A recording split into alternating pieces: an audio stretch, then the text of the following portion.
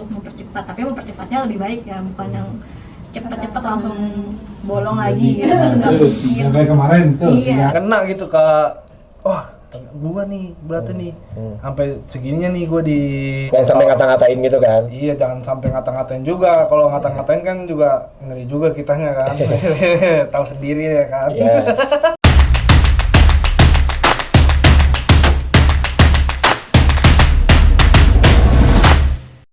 Kalau misalnya sudah diviralkan tapi tidak ada tindak lanjut, nah itu yang jadi pertanyaannya Witan.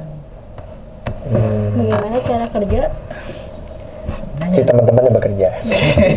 Karena tiap Pemda itu, karena tiap Pemda itu pasti punya kanal pengaduan dan pasti punya satu divisi lah katakan, satu divisi atau satu unit yang memang melayani pengaduan itu, walaupun itu jenisnya call center ya. Contoh kita buat KTP pasti kan tetap ada call centernya gitu. Iya benar. Bahkan untuk tingkat terkecilnya call centernya siapa? RT.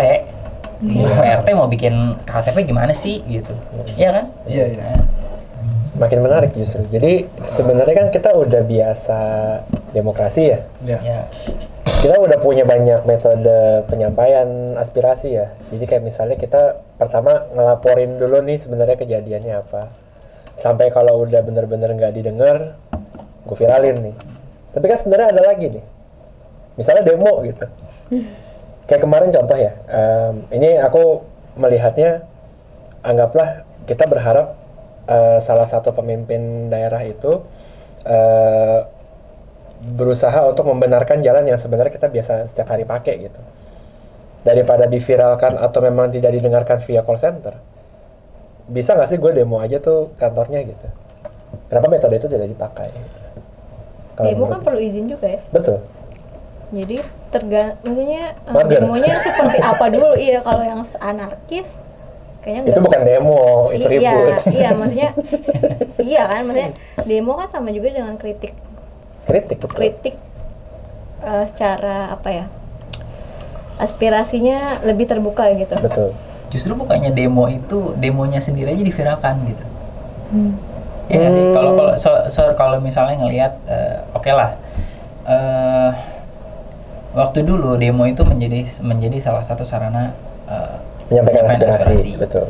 Tapi kanal kita kan saat ini media sosial ya, yang mungkin itu nggak bisa mencakup 34 provinsi, bahkan sekarang 34 lebih lah. Iya. 37 provinsi atau 38. Nah itu nggak akan bisa mencakup seluruhan dari Sabang sampai Merauke. Demo itu pasti ada.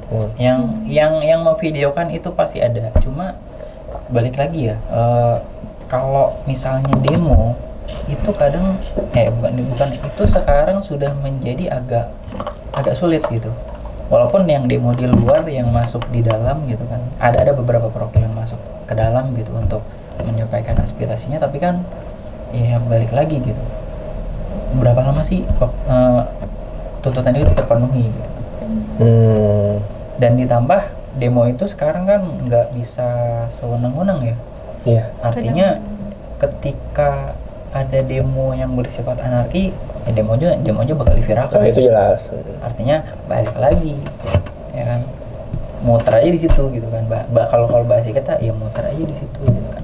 Siapa yang memviralkan, antara yang diviralkan itu karena UU ITE atau yang diviralkan karena UU ITE gitu kan, atau ranah hukum yang lain. Tapi kalau misalnya di demo, ya demo itu menjadi salah satu ranah penyampaian aspirasi. Tapi untuk saat ini kayaknya kalau dari kacamata saya gitu, memviralkan sesuatu tuh benar-benar jalan pintas yang cepat, sangat cepat dibanding dengan demo gitu. Gue yakin teman-teman akademisi terutama ya, teman-teman akademisi itu pasti sudah mencoba untuk mendemokan aspirasinya.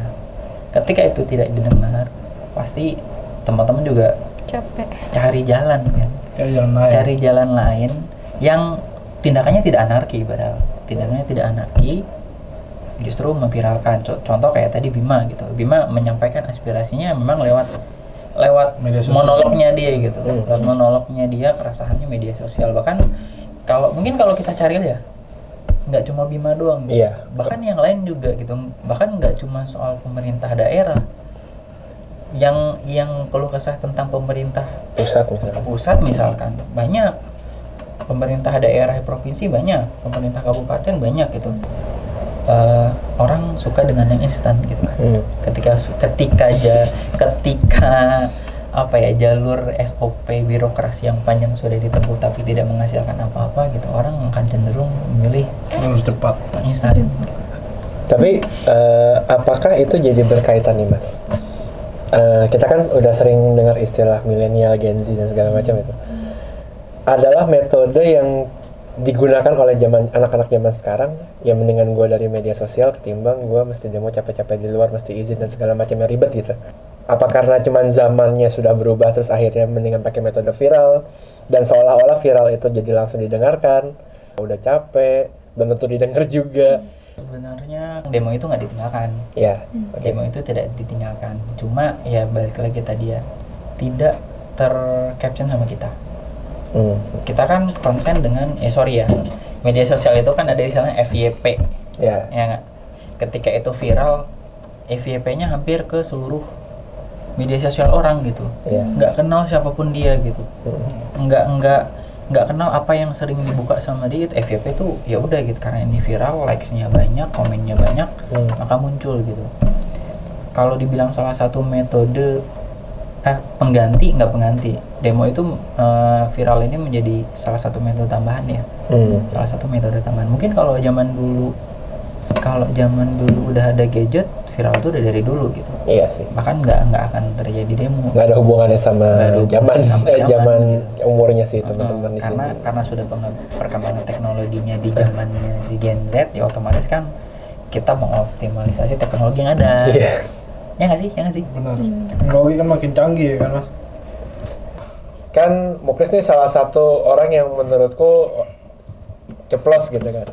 Apakah kalau misalnya kamu pengen ngekritik pemerintah gitu, anggaplah pemerintah, itu harus frontal atau menggunakan bahasa-bahasa yang diperhalus karena apa gimana? Karena kadang-kadang kan ada yang diperhalus tapi dia nggak dengerin. Harus sarkas dulu. Menurut saya sih ya Mas ya. Halus tapi nusuk gitu Mas. Contohnya gimana contohnya? Gimana ya? Berarti sarkas. Iya, halus nih. Tapi nusuk ke orang tersebut gitu loh. Kena gitu ke gua nih berarti nih sampai segininya nih gua dikritik gitu loh. Enggak, kalau jangan sampai ngata-ngatain gitu kan. Iya, jangan sampai ngata-ngatain juga. Kalau ngata-ngatain kan juga ngeri juga kitanya kan. Tahu sendiri ya kan. Halus tapi nampar gitu. Iya, jangan terlalu frontal ngomong inilah, ngomong kasar, kata-kata kasar jangan lah. Cuman halus, cuman kena gitu. Kan kemarin kita juga sempat ada dengar statement, wah gue pagi siang sore kerja gitu kan. Pernah ada dengar statement itu kan dari salah satu pemerintah daerah juga gitu kan. Tapi terlihatnya hasilnya itu gimana? Menurut pandanganmu kayak gimana? Ya semua orang juga pagi siang sore kerja, tapi kan hasilnya mana gitu, kita lihat hasil, apalagi yang bicara itu dari pemerintah sana kan, sementara pada kenyataannya infrastrukturnya masih jelek, belum lengkap gitu. Atau boleh nggak aku bilang, kalau misalnya ya infrastrukturnya anggapnya masih jelek dan mereka bekerja, boleh nggak sih aku bilang ya udah lo tunjukin yang kira-kira itu jadi hasil pekerjaan lo gitu. Iya, terus misal udah nih pagi sampai sore kerja, terus dia nggak ada buktinya gitu, mana kenyataannya gitu, dia ngomong aja kan yang tanpa sekedar, tidak hanya cuman rapat-rapat di postingan Instagramnya siapa gitu kan. Kerja apa dulu? Iya, kerja doang tapi nggak ada hasil kan juga sebenarnya nggak asik gitu ya. Nah, kira-kira cara apa sih yang bisa efektif gitu ya untuk kita menyampaikan aspirasi yang mungkin nantinya itu berpengaruh ke kebijakan yang bisa jadi itu merubah suatu sistem pemerintahan gitu loh. Oh iya. Kalau menurut saya Mas ya, ya tadi yang saya bilang Mas, dengan aplikasi itu, dengan catatan pemerintah ini fokus juga di aplikasi tersebut. Jadi misalkan ada yang nanggepin, langsung diproses. Oh, jadi dia semacam memotong birokrasi. Iya, langsung diproses. Dengan catatan itu Mas, pemerintahnya itu diinin juga aplikasinya jangan dibikin, disebarin ke masyarakat terus nggak dijalanin, sama aja bohong. Seharusnya dijalanin. Oh, jadi merubah metode yang mungkin awalnya tradisional menjadi yang kayak sekarang gitu. Iya. Yang serba online gitu. Serba online gitu. Jadi kita sebarin ke warga kita juga. Jadi warga kita misalkan ada kendala nih, tinggal ya dipoto, masuk ke pemerintah tersebut langsung kayak Jaki lah kalau di sini. Iya, modelannya begitu Mas kalau menurut saya. Oke, Klis, mungkin gua potong ya. Oke. Itu kan kalau dari sisi internal ya, internal pemerintahan. Nah, lu dari sisi eksternal pemerintah nih, ya kan? Tindakan apa yang lo lakukan sebagai individu untuk melakukan perubahan itu gitu? Lu punya solusi apa? Kalau tadi kan lu punya solusi, oh pemerintah itu harus bikin aplikasi, itu dari sisi internal, betul nggak? Kalau lu dari sisi individual lu, ada solusi yang lu tawarkan nggak? Yang lu bisa lakukan, kayak kalau Bima kan dengan membuat suatu kanal, isinya adalah kalau kesah dia gitu kan. Kalau saya sih yang seperti itu aja sih Mas. Apa tuh? Yang tadi itu. Melaporkan dengan cara melaporkan. Iya, dengan cara melaporkan. Itu kan nggak susah juga lah bagi kita. Oh, jadi maksudmu ketika aplikasinya sudah ada, maka kamu sebagai pengguna, kamu akan menggunakan aplikasi tersebut sebagus mungkin gitu. Betul. Berarti aktif melaporkan. Iya. Tuh. Bisa jadi mirip sama Muklis atau enggak kayak Bima sih, karena lebih mudah ya untuk ngeviralin, cuma mungkin ada dasarnya gitu, kayak nge-provide data terus buktinya, terus mungkin dengan kalimat yang lebih bagus aja gitu. Jadi misalnya kayak formal gitu. Jadi kayak misalnya videonya Bima tapi ditambahin data gitu. Misalnya tanggal menurut foto saya dari yang di tahun sekian ini belum jadi, terus sekarang yang paling baru sama aja ternyata gitu. Kayak gitu ya bisa begitu sih. Jadi ada perbandingan. tahu perbandingan gitu. Mungkin nambahin sedikit Aura. Dan Muklis. Ya, dan Muklis. Oke, siap.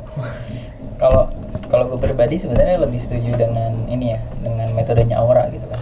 Ketika kita menyampaikan sesuatu kan, balik lagi ya, kaidah demokrasi kita itu kan warga negara bebas berpendapat, ya sesuai dengan amanat Undang-Undang Dasar 45, ya kan, bebas berpendapat. Tapi yang perlu digarisbawahi adalah berpendapatnya seperti apa gitu. Apakah dengan kata-kata yang memang dalam konotasi negatif, ataukah harus konotasinya positif atau tidak berkonotasi sama sekali gitu kan. Artinya mau sarkasme atau tidak ya itu cara penyampaiannya harus tetap dengan etika yang ada. Dan yang kedua adalah metode yang digunakan Bima ini kayaknya sudah oke gitu. Sudah oke dengan membuat video keluh kesah yang memang bisa ditonton orang banyak gitu. Jadi orang-orang tahu. Dan betul, kita harus sediakan data gitu kan. Kalau tadi kan Bima menyinggung dari SD gitu kan, dari SD sampai gua kuliah sekarang gitu, sampai gua sekarang itu belum ada datanya gitu, statistiknya belum ada. Nah, mungkin itu yang harus kita lengkapi sehingga nanti itu menjadi basis yang kuat ketika memang kita bikin, kalau bahasa lainnya adalah pengaduan gitu, agar bisa ditindaklanjuti. Jadi kalau misalnya dibilang solusinya apa, belum ada solusi baru, tapi solusi yang digunakan oleh teman-teman Gen Z saat ini ya, bahkan nggak cuma di kanal TikTok ya, di Instagram juga iya, bahkan di YouTube juga ada teman-teman yang sudah membuat satu kanal yang memang isinya adalah keresahan, baik itu sarkasme atau secara langsung gitu. Kalau bahasa kita ya pinggir jurang lah. Tapi so far gue setuju sama metodenya Bima, tapi dengan ditambah data dan smoothing lagi. Anak-anak zaman sekarang tuh udah lebih kreatif kan dari cara editing video atau segala macam. Jadi menurut aku anak zaman sekarang udah tahu sih mana itu kritikan, mana itu pujian, saran gitu. Cuman yang lebih dihati-hati benar gitu. Tutur kata bahasanya lebih diperhatikan lagi karena kan kita kritik pemerintah ya, maksudnya ya itu balik ke UU ITE. Jadi Salah dikit takutnya iya, kemarin. salah dikit. Bahkan kadang kayak kita kritik yang benar-benar kritik aja tuh bisa salah gitu. Jadi itu pasti mesti hati-hati dan untuk mengaspirasikan kita kan harus mengajak teman-teman juga ya. Jadi kalau cuman kita sendiri kayaknya menurut aku juga agak sulit. Jadi kita juga harus mengajak teman-teman untuk berani mengkritik ya dan mengaspirasikan suaranya ke yang terkait gitu. Kita harus menguji juga sih, nggak harus membajakan. Jadi ada beberapa pemerintah juga yang harus sadar jadinya oh iya betul juga nih, maksudnya kita nggak perlu masyarakat yang turun langsung untuk memviralkan, tapi kita juga harus ada gerakannya sendiri untuk mempercepat, tapi mempercepatnya lebih baik ya, bukan yang cepat-cepat langsung bolong lagi gitu. Nggak mungkin. Kayak kemarin tuh, Iya, 3 hari. ya itu, jadi Langsung motok ya. Iya jadinya pujian juga sih untuk beberapa instansi dan pemerintahan setempat. Yang mau dengerin. Iya, yang mau dengerin aspirasi masyarakat gitu. Dan mau terjun langsung gitu untuk ngecek. Ketika memang Bima ini fokusnya ke jalan, karena memang masalah di daerah itu adalah jalan. Bisa jadi masalah di daerah yang lain itu adalah Penerangan. pendidikan dan Iya, penerangan itu salah satu komponen jalan, betul nggak? Iya benar. Ya, listrik itu salah satu Ah, iya. infrastruktur juga, betul. Cuma terkadang kalau misalnya kita lihat daerah-daerah lain tuh banyak infrastruktur kesehatan belum ada, Iya. pendidikannya belum lengkap. Pendidikan itu termasuk akses ke sekolah ya. Kadang kan kalau kita lihat kan ada yang sampai, ya ini nggak tahu ya, karena potongan-potongan video netizen ya. Iya. Kita nggak tahu potongan-potongan video netizen itu kan kadang quote-unquote ada yang gitu. membawa kita ke satu opini yang memang padahal ada behind the skin itu gitu. Behind the skinnya apakah memang benar seperti itu atau memang ada behind the skin lain, karena kan potongan video itu jadi sebuah dua mata pisau tuh.